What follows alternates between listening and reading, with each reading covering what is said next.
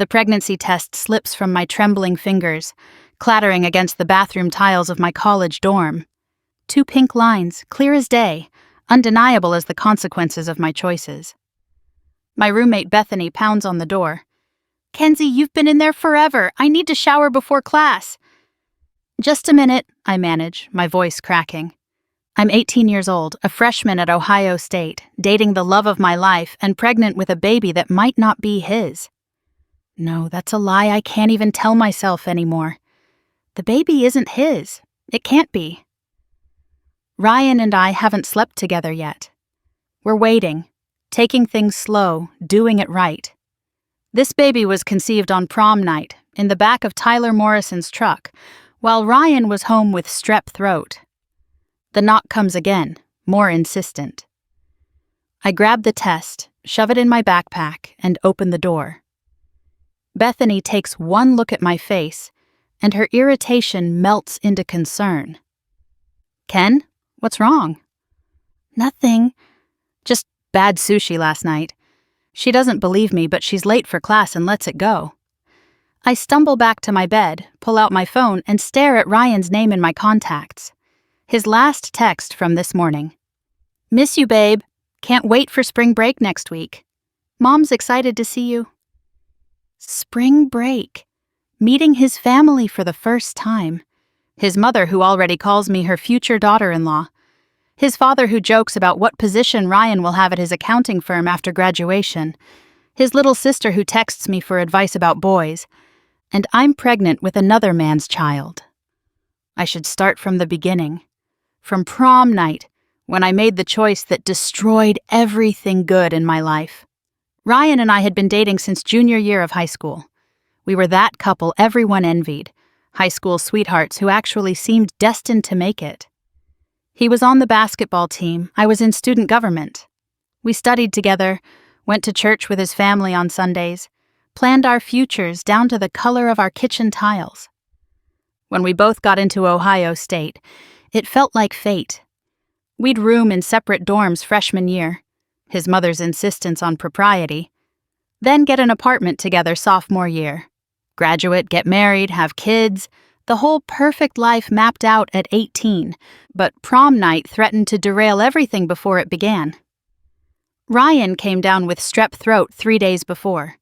His temperature spiked to 103, and his mom banned me from visiting to avoid getting sick too.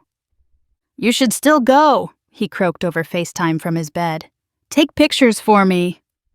"I'm not going to prom without you," I protested. "Kenzie, you've been planning this for months." "Your dress, your hair appointment. The whole court is expecting you there."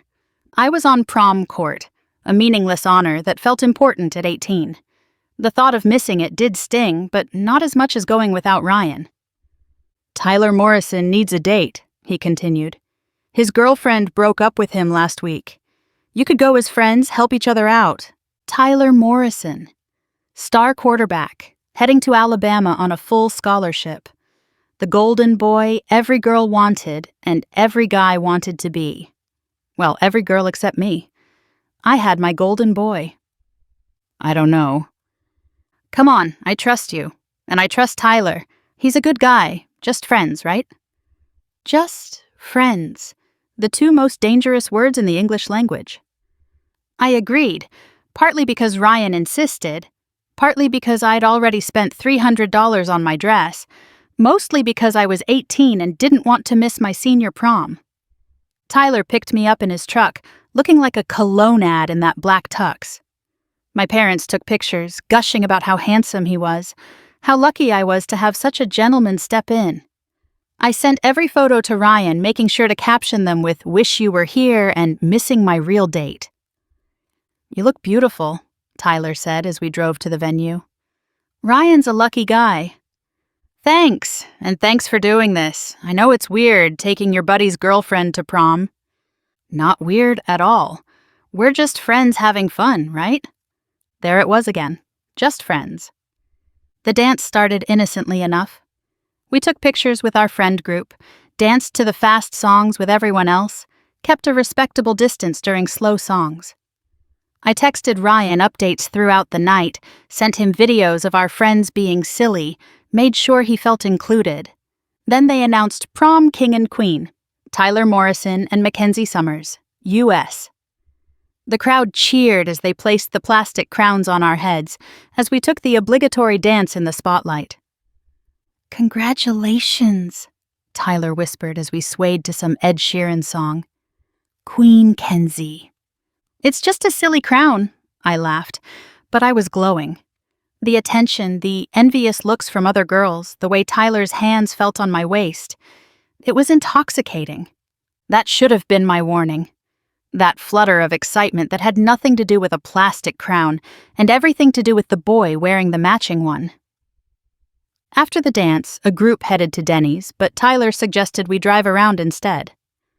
"I'm not really hungry," he said. "Just want to cruise a bit, clear my head. That okay?" I should have said no. Should have insisted on Denny's with the group. Should have called Ryan to say goodnight. Instead, I said, "Sure." We drove out to Riverside Park, parked by the lake where kids went to make out. Tyler turned off the engine, and suddenly the truck felt very small. "I'm gonna miss this," he said, staring at the water. "This town, these people, you." "We'll all stay in touch. Facebook, Instagram, all that." "It's not the same. Everything's about to change. In 3 months, I'll be in Alabama. You'll be at Ohio State with Ryan. Tonight might be the last time we're all together like this." "Don't be so dramatic," I said, but I felt it too. The ending. The shift from high school to whatever came next. "Can I tell you something?" He turned to face me. "I've always had a thing for you." My heart stopped. "Tyler." I know. You're with Ryan. He's my boy. But I just wanted you to know. Before we all go our separate ways, you're special, Kenzie, really special." I should have shut it down there. Should have asked him to take me home. Instead, I said, "You're special too." The space between us evaporated. One moment we were talking, the next his lips were on mine. And I wasn't pushing him away. I was pulling him closer, tasting beer and mint gum, feeling the heat of his hands through my dress. "We should stop," I whispered, even as I climbed into his lap. "We should," he agreed, unzipping my dress. But we didn't stop.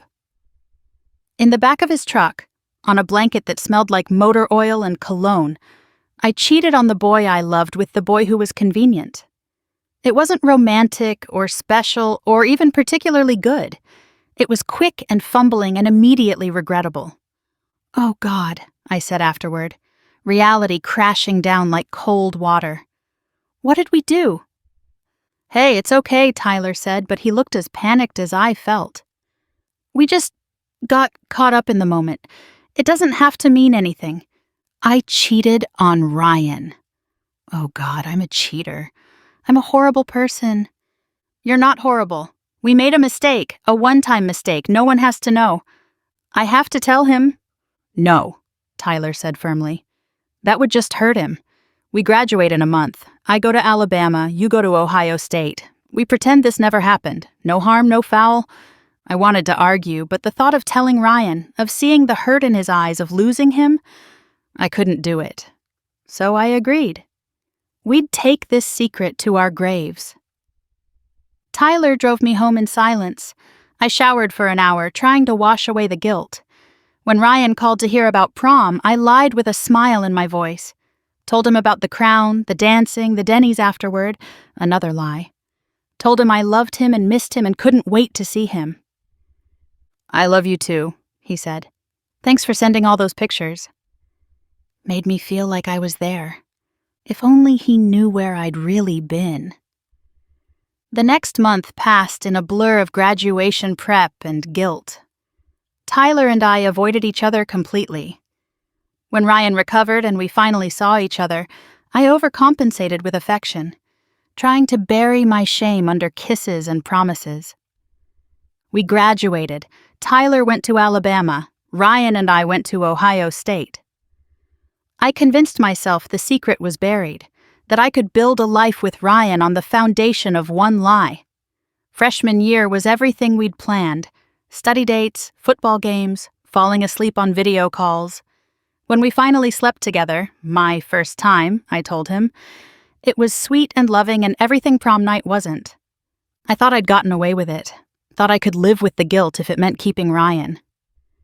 Then, sophomore year started, and the nausea hit. At first, I blamed the dining hall food. Then, stress from organic chemistry. When my period was late, I told myself it was just my body adjusting to a new birth control pill. But deep down, I knew. The timeline was damning. The last time Ryan and I had sex was 2 weeks ago. But I was 6 weeks pregnant. The math led to only one conclusion: prom night. Now I sit on my dorm bed, staring at my phone, knowing I have to make a choice. I could lie, tell Ryan it's his, pray the baby looks enough like me that he never questions it. Or I could tell the truth and lose everything. My phone rings. Ryan. "Hey, babe," his voice warm and loving. "Just wanted to hear your voice before practice." "You okay?" Bethany texted that you looked upset. Of course she did. "I'm fine. Just stressed about midterms." "You sure? You've seemed off lately. Tired, moody. Not that I'm complaining," he adds quickly. "Just worried about you." "I'm sure. Just need to get through this week." "Well, spring break is almost here. Mom's planning this whole welcome dinner for you. Fair warning, and she invited like half the extended family. Everyone wants to meet the girl who stole my heart. The girl who stole his heart. And then broke it. He just doesn't know yet." "Ryan," I start, then stop. I can't do this over the phone. "Yeah?" "Nothing. I love you. Love you too, Kenz. So much." He hangs up, and I run to the bathroom to throw up. Morning sickness or guilt. At this point, they're indistinguishable. I text Tyler for the first time since graduation. "We need to talk." It's urgent. 3 dots appear immediately. Disappear, reappear. Finally, I'm in Alabama. Whatever it is, I can't help. "You already did help. 6 weeks ago worth of help." The dots appear again. Then nothing for 10 minutes. Finally, "Call me." "Can't. Roommate's here." "Meet me on video chat, 5 minutes. I grab my laptop, head to the study room down the hall for privacy. When Tyler's face appears on screen, he looks older. College athlete older. The boyish charm replaced by something harder. "You're pregnant." It's not a question. "Yes." And it's yours. The timing doesn't lie. He runs his hands through his hair. Shit. What are you going to do?" "I don't know. That's why I'm calling you. I mean, there are options. Pills, clinics. I'll pay for whatever you need." "And if I keep it..." His face goes pale. "Kenzie, I'm on scholarship. Full ride. If this comes out, if Coach finds out I got some girl pregnant..." "Some girl? Is that what I am now?" "You know what I mean.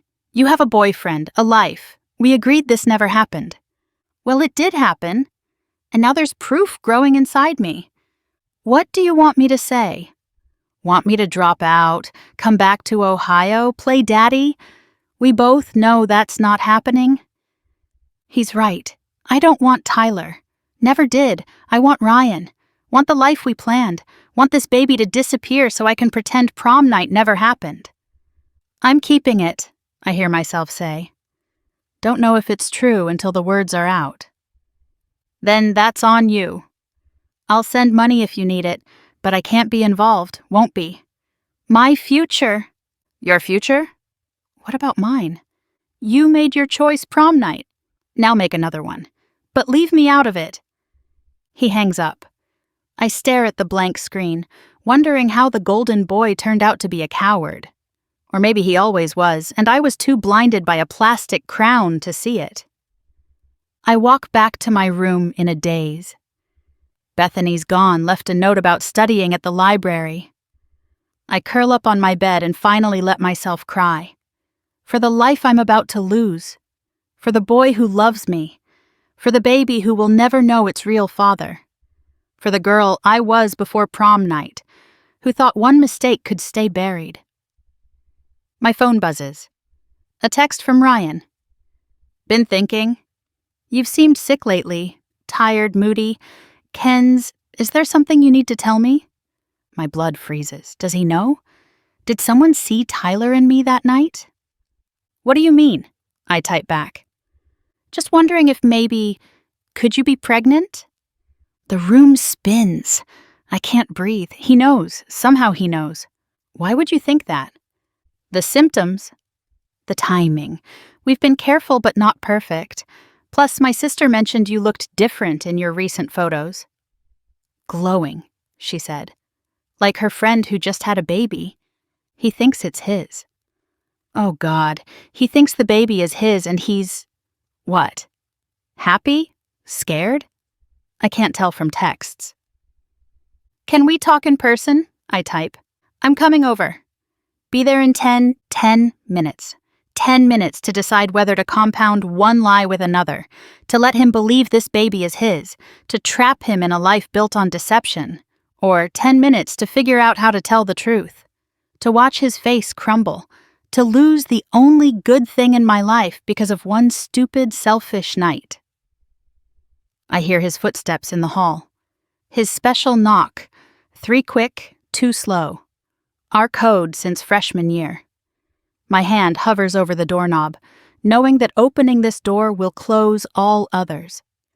Either I lie and live with it forever, or I tell the truth and live without him. Ken's? You okay in there? I open the door. He stands there with flowers. Daisies, my favorite, and a nervous smile.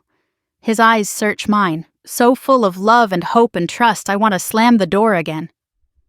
Are you? He asks softly. Pregnant? I nod, unable to form words.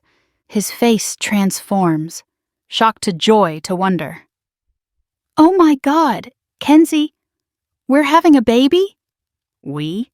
Such a small word carrying such enormous weight. Ryan, we need to talk. Yes. Yes, we do. Oh man, this is crazy. We're only 19. But we can do this. My parents will freak at first, but they'll come around. We'll get that apartment now instead of waiting. I'll take extra shifts at work. Maybe take a semester off. Ryan, stop. He pauses mid-ramble, finally registering my tears. Hey, what's wrong? I know it's scary, but we're in this together. You and me and... He places a gentle hand on my still flat stomach. Our baby. I should have told him then. Should have been brave enough to speak truth. Instead, I let him pull me into his arms. Let him whisper promises about our future. Let him call his parents with the news. Let him cry happy tears while mine were pure grief. How far along? He asks later, after we've called both sets of parents, after the initial shock has worn off. 6 weeks, I whisper. 6 weeks. He counts backward on his fingers, and I watch the exact moment confusion flickers across his face. We'd been careful 6 weeks ago. Extra careful because I'd supposedly just started new birth control. Must have been that weekend you visited, I say quickly. Remember? When my roommate went home?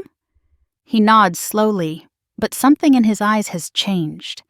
A seed of doubt planted. But Ryan loves me, trusts me, so he pushes it aside. We're having a baby, he says again. Like repetition will make it real. Spring break comes too fast. I meet his family while carrying this secret growing inside me. His mother fusses over me, talks about how happy she is we're taking things slow and doing it right. His father jokes about Ryan being old-fashioned. His sister says she can't wait until we get married someday. And through it all, I smile and nod and die inside. Tyler doesn't respond to any of my messages. I try calling, texting, even reaching out on social media. Nothing. Like prom night never happened for him. At 6 weeks, I have my first appointment at the campus health center, alone. They confirm what I already know. Due date is late December. The timeline pointing directly back to prom night. Is the father involved? The nurse asks gently. No, I whisper. There are resources available. Support groups, financial assistance. You don't have to do this alone. But I am alone. Can't tell my parents. Can't tell Ryan. Can't even tell the actual father because he won't acknowledge I exist. Who all went to Denny's after? He asks one day, apropos of nothing. The usual group, I lie. Sarah, Mike, Jess, Tom. And Tyler drove you? Yeah. Straight there and back? My heart pounds. Of course. Why? Just wondering. Mike mentioned he didn't see you guys there. Mike was drunk. He probably doesn't remember his own name from that night. Ryan nods, but the seed of doubt has sprouted roots. I see him doing the math in his head later, a frown creasing his forehead when he thinks I'm not looking. I should have known it would come out. In a town like Middleburg, Ohio, secrets have a half-life of about 6 months, just long enough for me to start showing. The text comes from a number I don't recognize. I know what you did prom night. My blood turns to ice. Who is this? Someone who saw you and Tyler at Riverside Park. Does Ryan know you're pregnant with Tyler's baby? What do you want? Nothing. Just thought Ryan deserved to know the truth. I'm shaking so hard I drop my phone. When I pick it up, there's a new message. You have 24 hours to tell him or I will. 24 hours.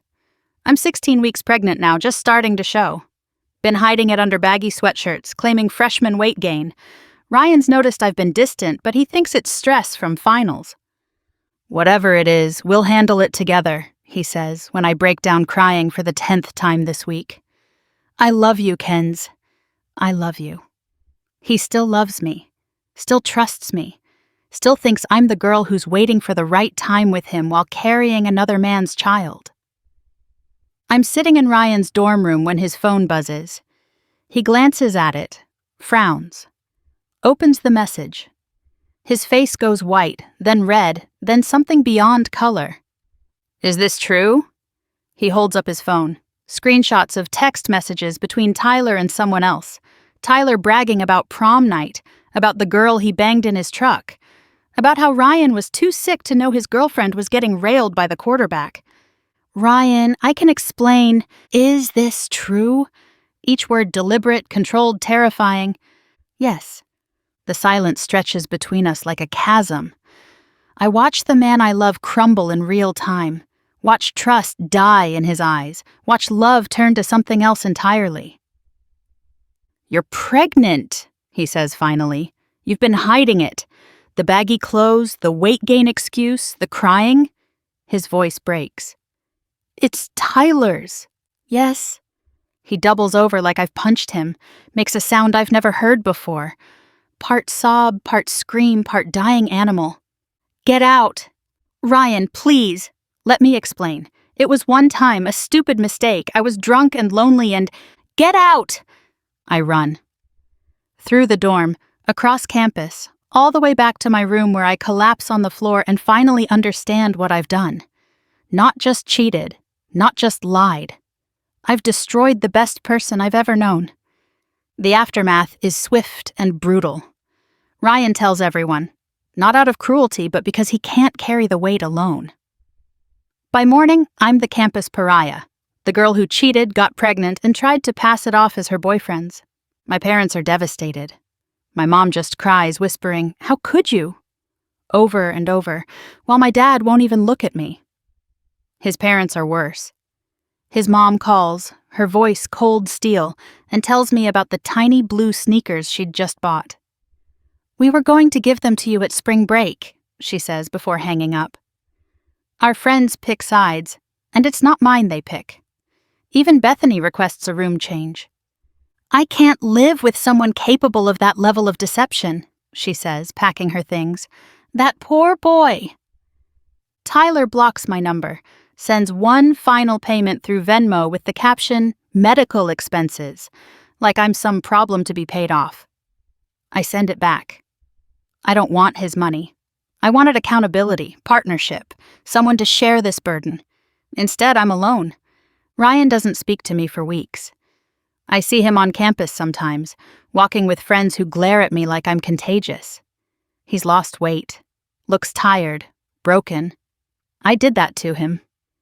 Then one day he texts, "We need to talk about the baby." My heart leaps. Maybe he's forgiven me. Maybe we can work through this. We meet at a coffee shop off campus, neutral ground. He looks better, steadier. There's something different in his eyes. Not love, not hate, just resolution. "I've been thinking," he starts, "about everything, about us." Ryan ... Let me finish. What you did was unforgivable. The cheating was bad enough, but the lying, letting me believe I was going to be a father, that's cruelty I didn't know you were capable of. Each word cuts deeper than the last. "But," he continues, "I loved you." Part of me still does. And that baby, it's innocent in all this. It didn't ask to be conceived in betrayal. What are you saying? I'm saying I'll be there. Not for you. Never again for you. But for the baby. Every child deserves a father, even if it's not the biological one. I'll be what Tyler refuses to be. I'm crying too hard to speak. This beautiful, broken boy offering to raise another man's child. The ultimate proof of his goodness and my worthlessness. "But there are conditions," he says. "We do this as co-parents only. No relationship, no hope of reconciliation. I'll be dad in every way that matters, but you and I, we're done forever." I understand. I manage. And I do. It's more than I deserve. And one more thing. The baby knows the truth when they're old enough. No more lies. They deserve honesty, even if we didn't give each other that courtesy. I nod. What else can I do? We work out an arrangement. He comes to doctor appointments, helps set up the nursery in my new off-campus apartment. The dorms kicked me out. Bad influence on other students. Reads parenting books with the dedication he once reserved for us. But it's hollow. He's there but not present. Supportive but not loving. He builds a wall between us that my betrayal made necessary. The baby comes right on schedule. December 28th during winter break. A little girl with Tyler's green eyes and my dark hair. My parents are in the waiting room, still processing the truth. Ryan is here. He stands in the corner of the delivery room, true to his word, but his face is a stoic mask. He's here for her, not for me. When the nurse places her in my arms, his eyes soften for the first time in months, but he doesn't look at me. "What's her name?" the nurse asks. I look from my daughter to the boy I destroyed. "Emma," I whisper. "Emma Grace." Grace. I need but don't deserve. I'm 18 years old with a newborn. My parents let me move back home, help with the baby while I figure out online classes for spring semester. Ohio State doesn't want me back. Not officially because of the pregnancy, but the scandal was enough to make them suggest I take time to focus on personal matters. Ryan bonds with Emma instantly. Shows up at my parents' house with diapers and formula, holds her while I shower, sings off-key lullabies. He's there but maintains careful distance from me, here for Emma, not for me. We're not a couple, not even friends. Just two teenagers bound by a baby who represents my betrayal. Parents who will never be together. A father who chose to love a child who embodies the worst night of his life. I watch them together and see what I destroyed. The life we could have had if I hadn't been selfish on prom night. If I'd been strong enough to say no to Tyler, honest enough to tell the truth immediately, worthy enough of the love Ryan offered. "She looks like you," people say sometimes, strangers who don't know our story. "She has her mother's smile," Ryan always responds, generous even in deception. But I see Tyler in her.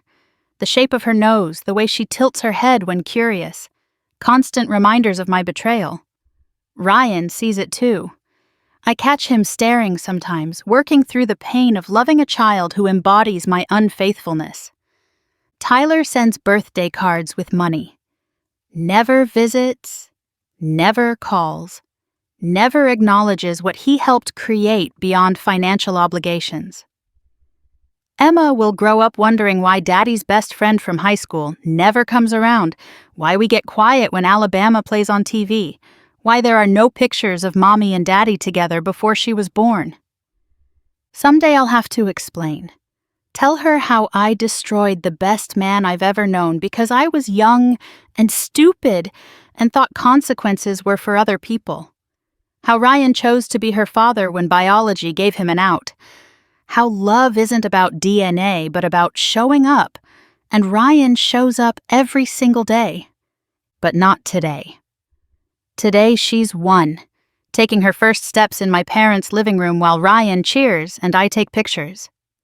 Today we co-parent with careful boundaries, scheduled visits, and shared custody that will be formalized when we're both more stable. "Good job, Emma!" Ryan exclaims as she toddles toward him. "Dada!" she squeals, falling into his arms. I put down the camera, overwhelmed by what prom night cost me.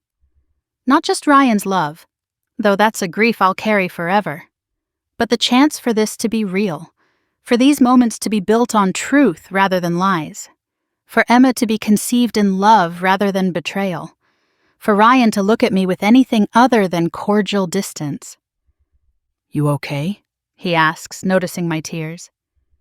"Yeah," I lie, still lying after all this time. "Just proud of her." He nods, not believing but not pushing. We've learned to live in half-truths and unspoken pain. It's not the life either of us planned, but it's the one my choices created. That night, after Emma's asleep in her crib at my parents' house, Ryan and I sit on opposite ends of the couch going through her doctor's forms.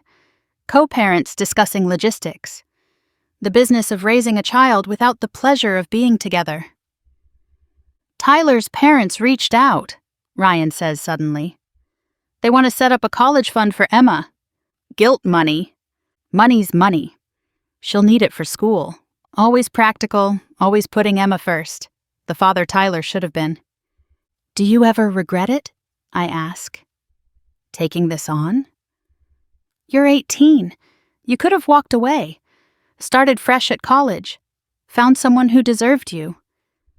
He's quiet for so long I think he won't answer.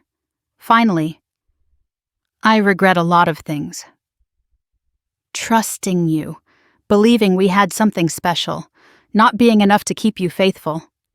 You were enough, more than enough. I was the problem. I know that now. But I don't regret Emma. Don't regret being her dad. She's the best thing that came out of the worst thing that ever happened to me." We sit in silence, 2 people who once planned a life together now navigating the wreckage of what remains. He'll never forgive me, never trust me, never love me again. But he'll love Emma enough for both of us, be the father she deserves despite how she came to be. I made my choice on prom night. Chose excitement over love, momentary pleasure over lifetime partnership, Tyler's truck over Ryan's trust. Now I live with consequences that ripple through every day. In Ryan's careful distance, in Emma's green eyes, in the family photos where no one's quite touching. My name is Mackenzie Summers. I'm 19 years old, single mother to a beautiful daughter, living with my parents while trying to finish my degree online. I'm the girl who had everything and threw it away for a plastic crown and a quarterback's attention. Some mistakes you pay for once. Others charge interest forever. Mine is the second kind, a debt that compounds daily in Ryan's polite smiles and Emma's innocent questions, and the forever absence of what we could have been. But I'm paying it. Every day, every moment, every time I watch Ryan be the father he didn't have to be. It's not redemption. Some things can't be redeemed. But it's accountability. Finally. Too late to matter, but soon enough to teach Emma better. Choose love over excitement. Truth over comfort. The difficult right over the easy wrong. Lessons I learned too late to save myself, but just in time to save her.